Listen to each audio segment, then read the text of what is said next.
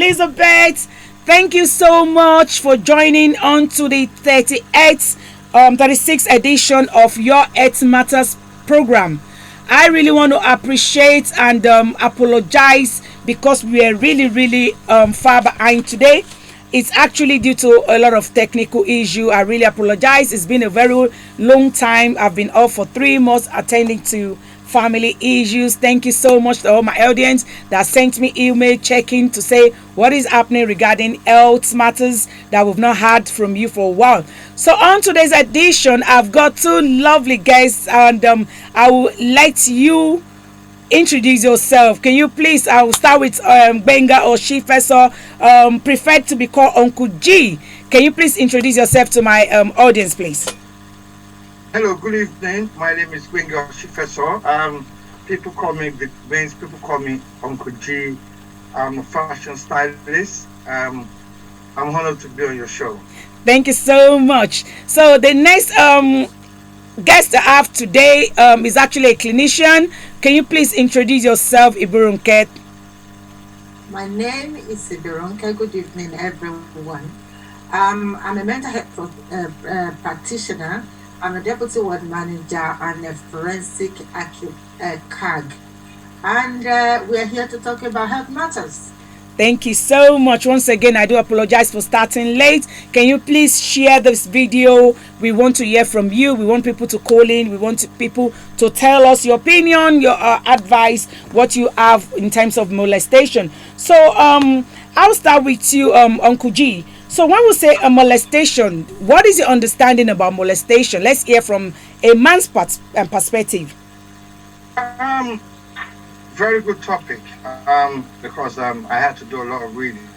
And for me, I think molestation is defined as a harm to make unwanted sexual advances or to sexually assault. You understand me?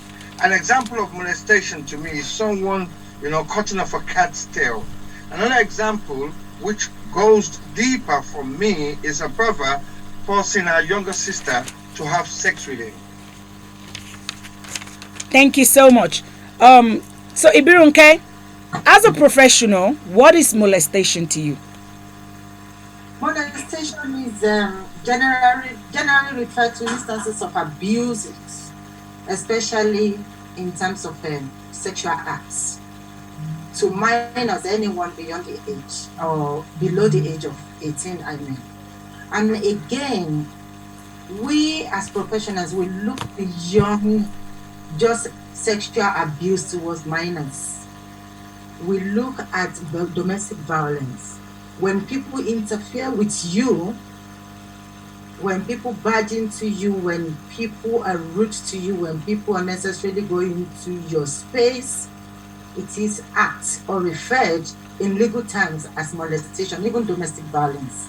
And I think that is some part of the reasons where even couples can take molestation order against each other. Okay. So it goes both ways. Abusing minors and violence or just intrusion into other people's space without their consent is molestation. Thank you. So you said abusive, sexual abuses towards minor. Does it mean because I'm an adult, I cannot be molested? That is what I'm saying. I mentioned something about adults, even in marriage. Okay. Yeah. Because, you see, molest is an act to cause harm in general. Okay. To anyone across lifespan. So thank you so much. So how can you know someone is being molested? What are the signs and symptoms of molestation? Because sometimes when it happens, especially for the younger ones, the minors, they don't talk. So what are the signs and symptoms of molestation, Uncle G? For me, you see, it's a very deep thing. Just like my sister was saying the other time. It's very deep because sometimes a lot of people go through molestation, and to talk about it, it's very, very hard. I've met some people that has been molested even when they were young, and they couldn't even talk about it until when they were like in their 40s or 50s, and it's a deep, it's a very, very deep thing that sometimes we ask ourselves, it's like I was talking to somebody the other day, and the person said to me, when I was a kid, I Mhm. was molested once or twice. And I said, wow. And the person said, look, I couldn't even talk about it. Even if it wasn't like we were talking about it, it wasn't. And I said to the person, I said, what did you do about it? The person said, I just had to keep quiet. It was something that lived inside me, you know. It's a very deep thing. And like my sister said, it's so wide. And, we say the youth, even we are our own age mates, we get molested very easily. Mhm. You understand me? It happens both ways, males and females. You know. Thank you. So, as a professional, Ibirunke, how can you identify if someone is being molested? What are the signs and symptoms? You as a professional. As a professional, you see, these things depends on individual. Like in my line of work, I do assessment every blessed day, and a lot of people have come up with different issues. And when you actually go deeper into assessment, they come up with a lot of things. It's like you open a can of a worm, and they can just tell you that. So what's happening with you? I just want to die. I don't want to live anymore. Hmm. And you ask, but why? What have brought you to this point? And I said, I was actually sexually assaulted when I was like 2 years old, when I was 6 years old, when I was 9 years old. And they haven't been able to talk about it like Mr. G said earlier. Yeah. But some of the sign is when you have children at home, please pay special attention to them. Sometimes they're very withdrawn. They're not talking anymore. They're very self-isolating in their own home. Sometimes they're very glued to their mobile phone. You need to know who they're talking to. And sometimes when they come off social media, they're very upset. We don't know what they have seen on social media. And sometimes it's just minor little things that I don't want to go to school. I don't want to see a particular uncle. I don't want to see a particular auntie. But don't forget that most of these perpetrators, they are known to at least 80%, according to who, of their molesters. They know them, they trust them, Yeah. and they're so scared to talk about what has just happened between them. So another one is elective mutation. They just go mute. So you have to know your children, and when the behavior changes in the house, you need to ask questions. Be a nosy mother to know what is going on, father to know what is going on. And when we talk about adults, because we're talking about molestation here, it does happen to adults as well. You see some men, they like to go out before, they're very outgoing, they're very sociable. All of a sudden, they disappear within the social order. You don't know what they're going through, because women does molest men as well. But you know what? Women were quick to shout, were quick to scream, to make accusation, you're doing this to me. But men don't actually say much because of their ego. They want to preserve the home, they want to keep their secret, not to know that their wife is actually doing this to them. But they go through a lot without saying anything. Oh, thank So you. when you see people and suddenly you don't see them anymore, do check up on them. You don't know what is going on. Thank you so much. That was actually well explained. So, what are these long-term effects of molestation? So, Uncle G or Wow. Ibirunke. It's the long term effects are very sometimes damaging and serious. Just like my sister said, sometimes, you keep yourself, you're like you behave a certain way that is very strange. People will not understand. Even sometimes your own parent might think What are you going through? Even let's even take the parents issue out. Like she was saying, let's go adults. You understand me? When it comes to the adults, you know, we go through a lot. And you know, I'll speak on behalf of men. Yeah. A lot of men go through a lot of it, a lot. You understand me? I mean, like my sister was saying, it's very hard. It's very easy for a woman to come out and, you know, shout about this thing. For a man, we put it inside us, like, it's very hard to say, oh, she did this to me. She did that to me. Because you're ashamed of yourself, number one. You're ashamed of you don't, you know, the society we live in.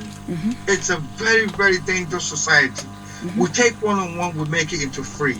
We don't sit down and assess it really, really good. You understand me? If somebody says that the next person is, that person is lying, there's a thing to it. But that person telling you from their heart is telling you what they as individuals are going through. It's, you know, when you told me that we were talking about it, it's a very, very deep topic because it happens every day, it happens every second, it happens every minute. I wish we could like have this thing where we can stop it all once, but it happened even before we were born. You know, let's go back to where we're coming from. It happens a lot in Nigeria. It happens a lot in Africa. You know, but a lot of people won't talk about it. They keep it inside themselves. You know, I know somebody that she actually bottled it out to me that, look, when I was a kid, you know, I was molested by my brother. And when that person told me, it really broke me into two, like, whoa, your own brother, because I couldn't believe that something like that could happen. But that's the crazy world we live in, you know.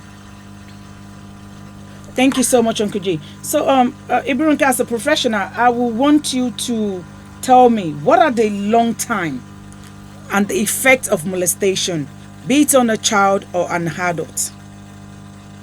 I'll tell you, Elizabeth, molestation have a way of affecting the victim's life for a very, very long time, if not forever.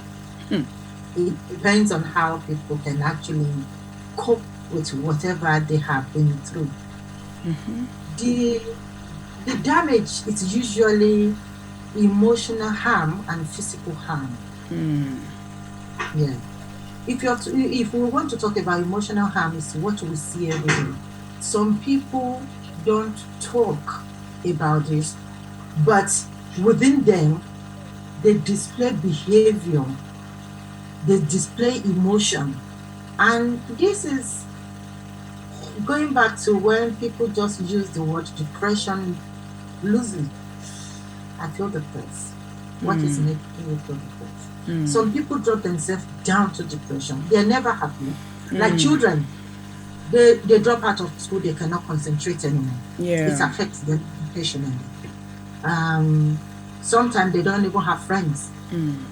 They don't want to be anywhere with any adults. They're so scared. They can't do anything. And it goes on to affect their body image, their self-esteem. And guilt at the same time. They come up with, maybe it's my fault. Maybe I make him do that to me. Or maybe I did that. Maybe I did that. It becomes guilt for them. And they live with that because they're not talking about it. For adults, when they get to adult age, now this is where depression comes. This is where eating disorder comes in. This is where self-harming comes in. This is where drug and alcohol, illicit substance, comes in to just mask and cope with whatever they're going through. And this actually leads to full-blown mental health issues. And they revolve around the door. No matter the kind of therapy or medication you can give, they can't get out of it. And they end up becoming damaged in the society. So the effect is a long, long lifetime. I was going to ask this question before you round up.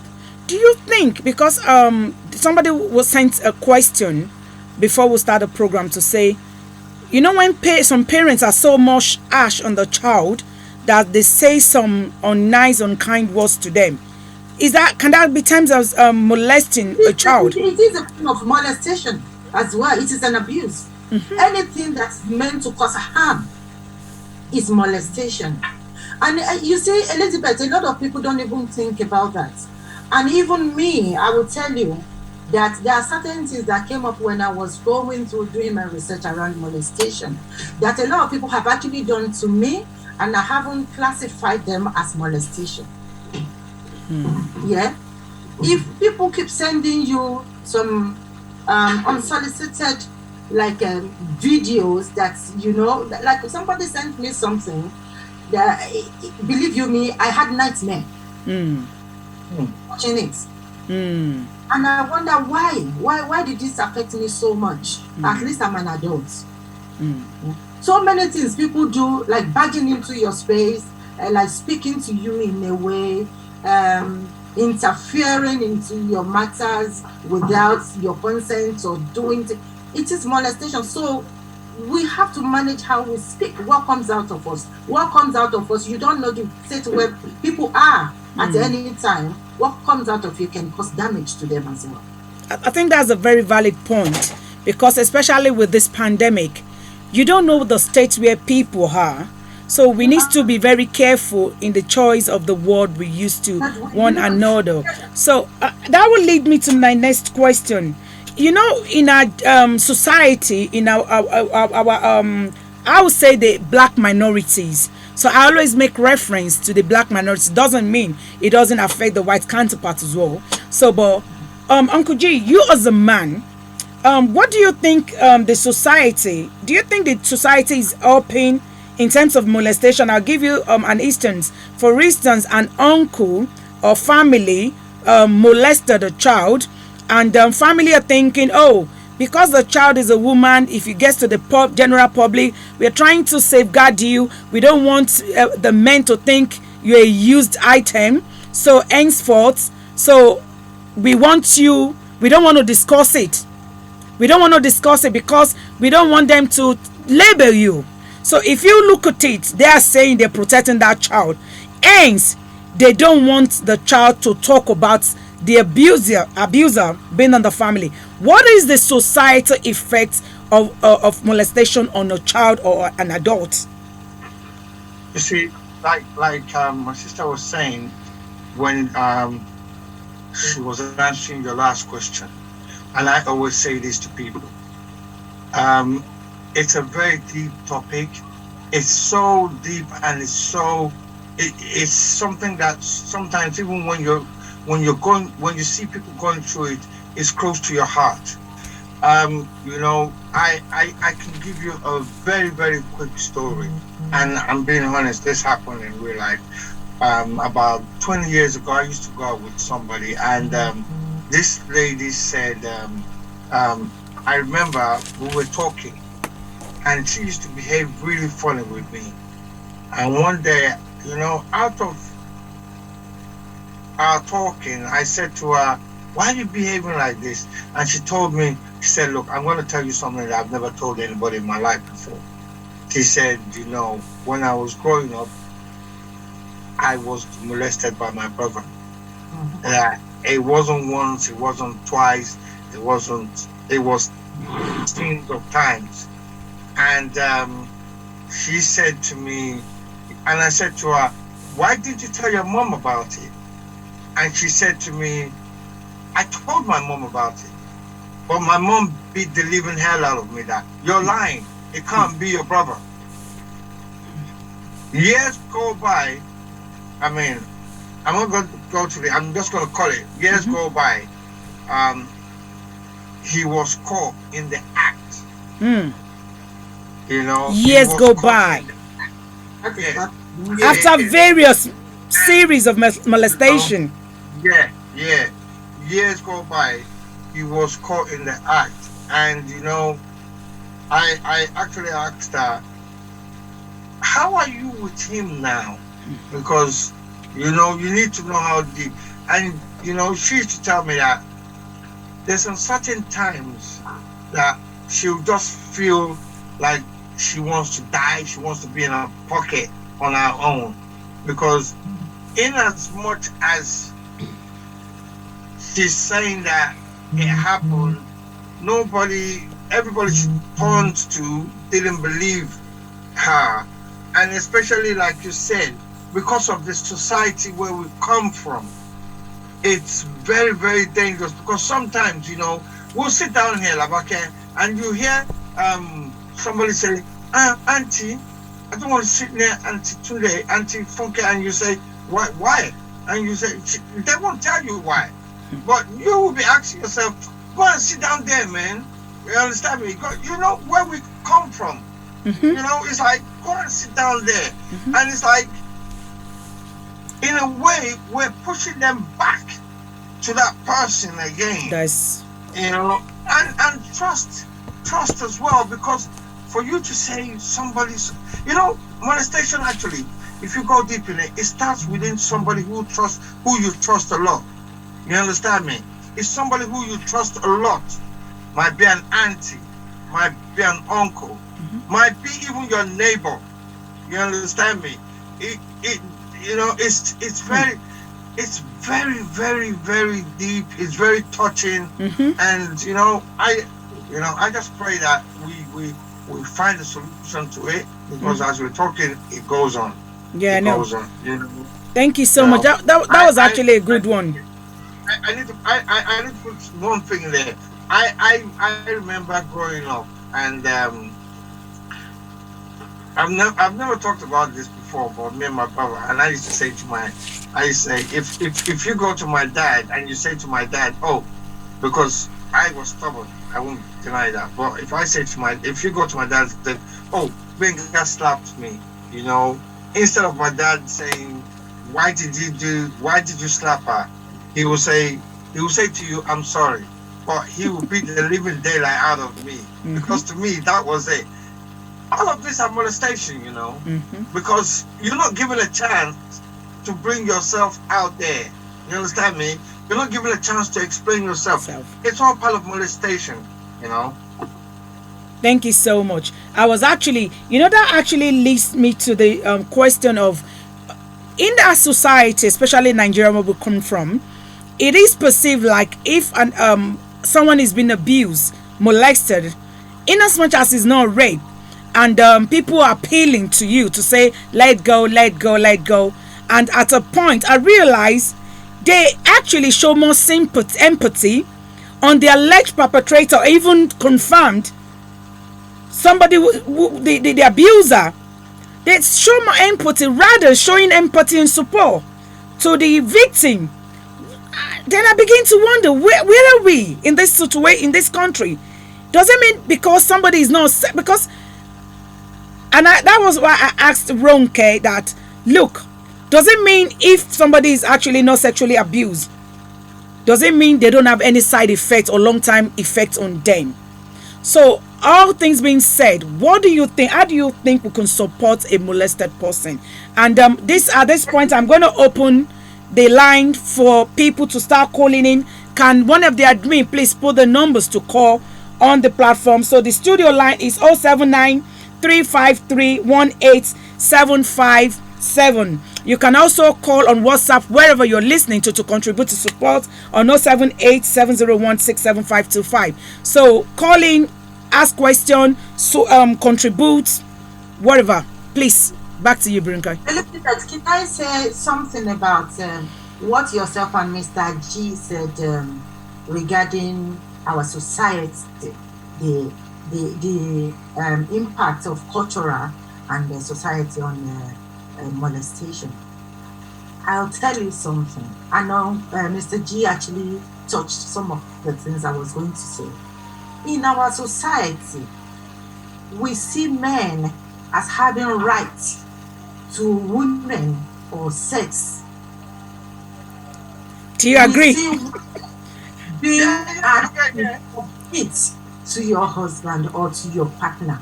But that's what the Bible says. Submit to your husband. We're not talking about Bible here. We're talking about what society is saying.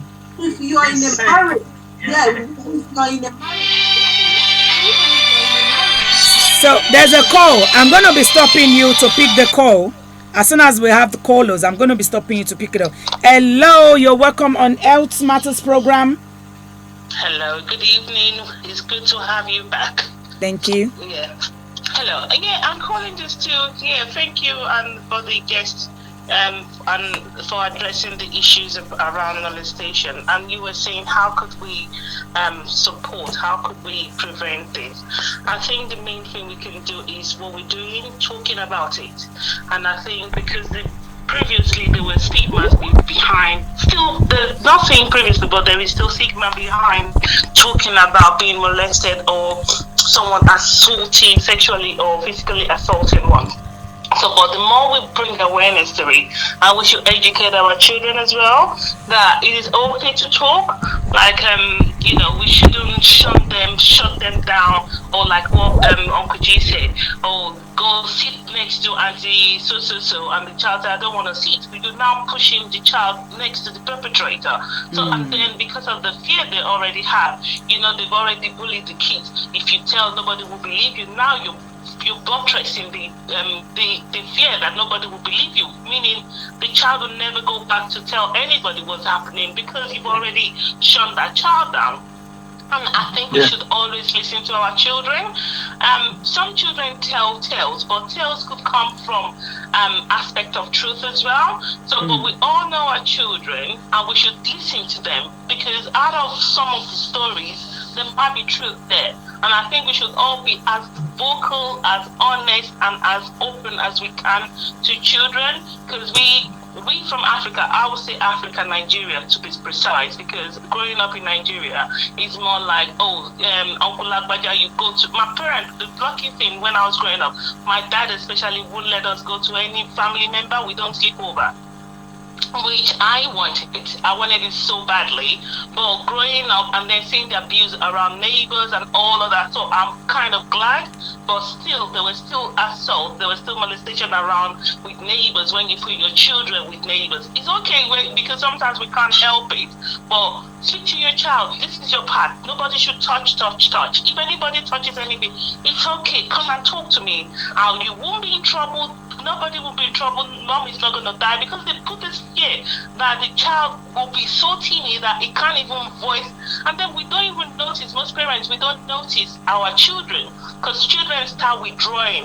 A happy child, a foregoing child becomes, because you're like, oh, shut up, you're too loud. So the child now start withdrawing and we don't notice that because we think, because we'll be reprimanding them. And I'm glad we're talking about it. We have to, and my culture, Africa, because in Nigeria, when I was growing up, you go to tell your show that slapping your bum, hey, what is go away and all that. It's not normal, even though we normalize it. Even you have cousins, neighbors, everybody just think it's okay. But the more we talk about it, it's not gonna die or vanish all of a sudden, because even in England you have people still, the white people molest, the Asian, it's not culture based. It's just, I think people have normalized it and think it's normal. It's not normal. And the more we talk about it, the more we encourage, the more we speak, and we give the room for safety, that it is safe to say anything. So I'm sorry for going on, but it is something I'm very, very passionate about. And thank you so much to the guests for coming on the show and enlightening us. Thank you. You're welcome. Thank you so much for that. Well done. So back to Birunke, what you were saying. So as I was saying that the norms is the social condition that makes men have the ego or have this masculinity over women, that they're entitled to sex, they can do this, they can do that, whilst the women can talk about it when things happen to them. But I tell you something, I was having this conversation with my cousin. He's a lawyer, and I was looking at this from the legal perspective, and he was telling me that if a woman is being raped, it's a rape. But if a woman actually commits any sexual acts or assaults on men, like penetrating, using the man's penis to penetrate herself, that is assault. But if a man penetrates a woman, it's a rape. Isn't that biased? Are you being serious about that? What are you talking about? He said, well, this is the law. I didn't make the law. I'm sure he will be online listening to this now because we did have this heated argument 2 days ago. But I tell you all the same, molestation is molestation. Let us encourage our young ones to speak up. Don't shut them up like the caller said. I used to know someone that when she, at the age of 9, she actually became pregnant. At the age of by 9. 9 in this country. Wow. She became pregnant, but when she was telling her mother what was going on, mother refused to listen. Hold on. You mean a child, a 9-year-old child? Yes, she became pregnant. Wow. And she had the baby. The social services took over. But mother never believed her. But I tell you today, that girl is just a problematic drug user today. Because of the damage done since when she was very little. No one can say that. We have another caller. I'm going to pick that as well. Hello? Hello? Can you reduce the volume of your phone or TV? I can hear myself, please. Hello? Hello, good evening. Can you reduce? Okay, yeah, that's much better. And can you please speak a bit louder? You're really sounding really far. Right, can you hear me now? That's better now. Thank you so much. So can I speak? Yes, please. My name is Frederick. I'm a social worker in the mental health area. Hello. And it's my first time on this program. Okay. I must say kudos to you all. Thank you. For all the contributions to the program. Very interesting, I must say, and very interesting topic, which is quite important. I just felt like, throwing a little bit of light in my contribution towards how people who are going through this difficult issue of molestation. Okay. Molestation, from my understanding, is quite serious in the sense that when perpetrated against children, it lingers on in their hearts, in their minds, that later on it becomes a trigger for, depression. One of the easiest signs you find or you can notice, in people who have been molested while they were young is depression. Over time, it develops into depression. And if it's a situation where they are unable to voice out, as Bironke once mentioned on the program, most of the victims, they are not able to talk about it. Some are scared, some maybe due to the fear of reprisal, they're unable to, because probably the perpetrator lives in the same house with them. You know what I mean? So, as a professional, when you, maybe through assessments, talk to people like that, victims like that, you look out for those signs. Signs of withdrawal,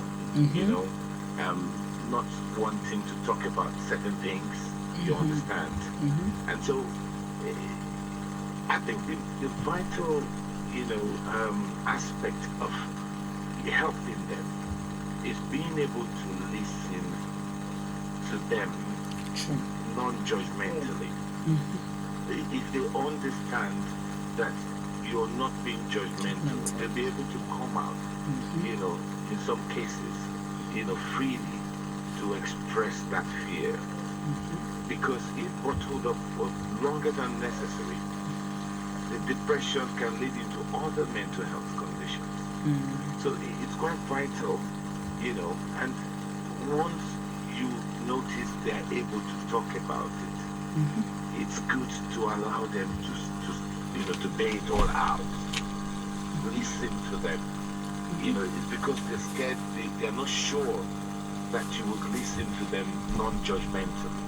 If you are able to present as someone who's willing to help and not judge them, it would be a good guide, you know, for them to come out. And once they speed it up, it's quite helpful, you know, to give information. Not that, you know, I'm not a doctor, but provide information and encourage them to seek professional support immediately. If they're able to speak to their GP, if their GP is able to do a referral for psychology inputs, all those can help. If not, it goes a long way in injuring, you know, their line of thought. Some even go into suicidal ideation because of that thought. And so some of them sometimes don't want to seek help because they don't believe anyone could help.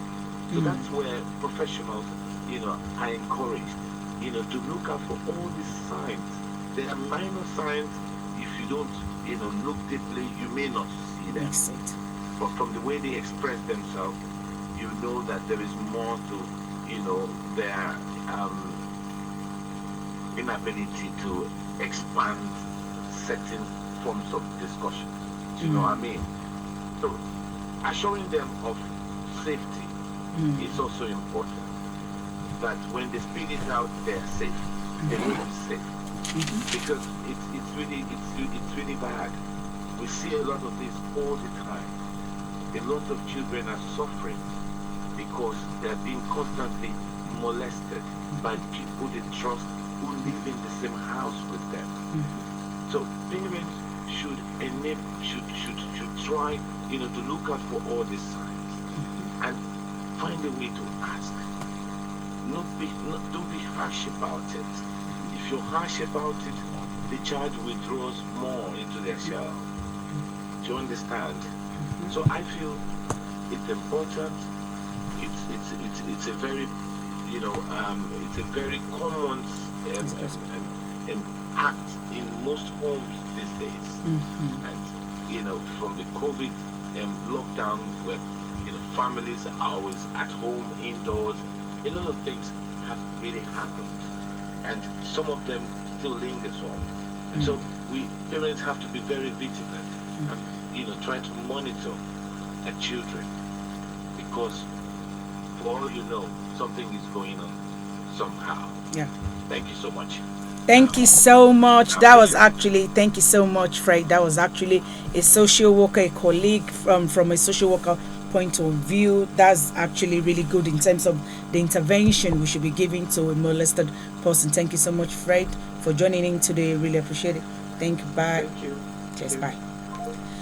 So the number to call once again is 07935318757, and you can call the WhatsApp number on 07870167525 to join in, to tune in, to give your contribution.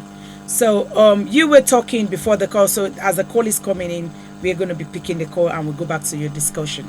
So you were talking about a child that was actually 9-year-old child that was molested and got pregnant. Social.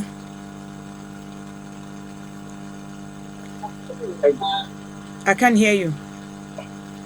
Can you hear me now? Now, better. Yeah. Okay, the sound is gone actually. So till now, she's found life very, very difficult, and like the last caller was saying, things that happens to children whilst they were still very, very young, it is difficult actually to move away from that if proper help is not available for them. Now, talking about this, I think what is available, how to approach it first is to go to their GP or confide in whoever they can actually trust. Like Fred said, non-judgmental, because you want them to be able to speak up. Yeah. You're not going to sit and judge anyone. Encourage them to make it out.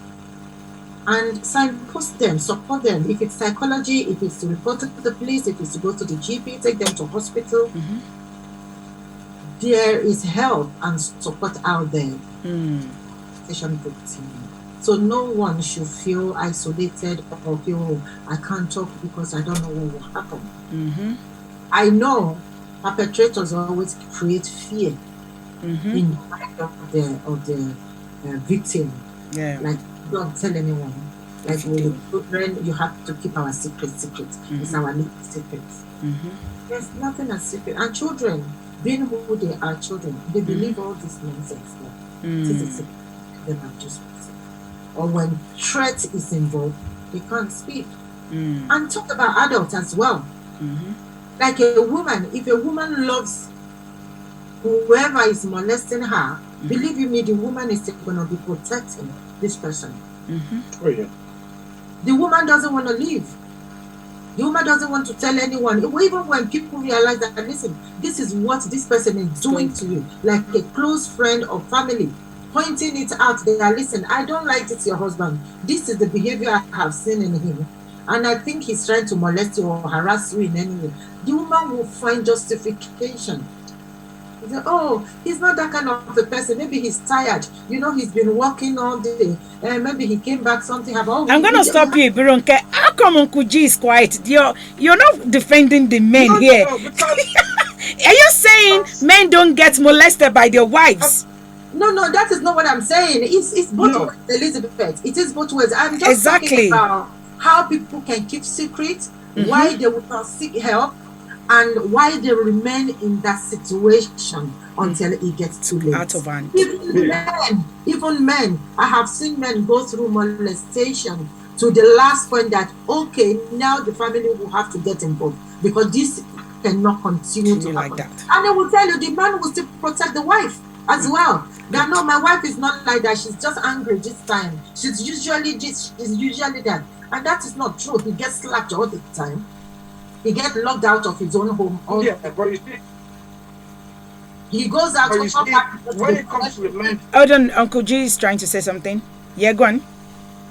Oh, I think we've lost him again. So the reason why I was actually encouraging him to talk is that let it not be like we're actually being biased in terms of gender. No. When Elizabeth, when I talk, I'm looking at the broader picture with children, with men and women. Because this. But reality, Ibironka, is that it's just the statistic is that the women are higher that have been molested and abused. No, because I actually went to get that statistics, Elizabeth. That is not true. It's just that men don't. Do you know how many people don't report this? So even the statistics from Home Office is not correct. Then we can't go by what is not recorded. We can only go by what is recorded. They recorded statistics actually.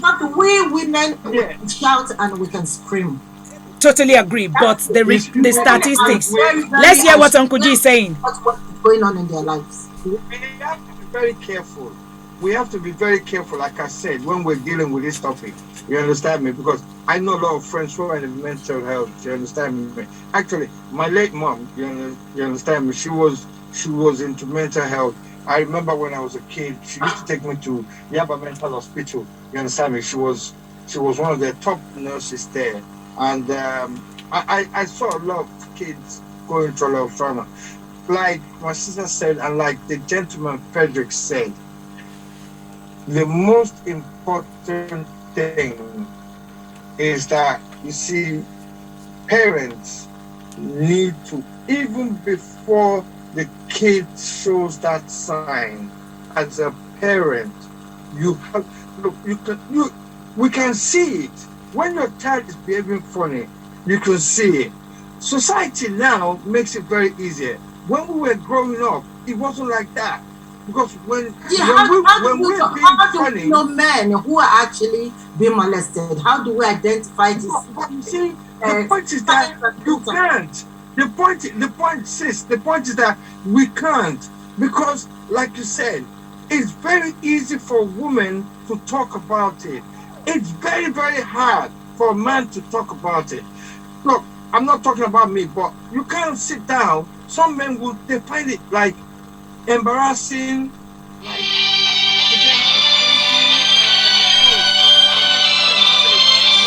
We've got a caller.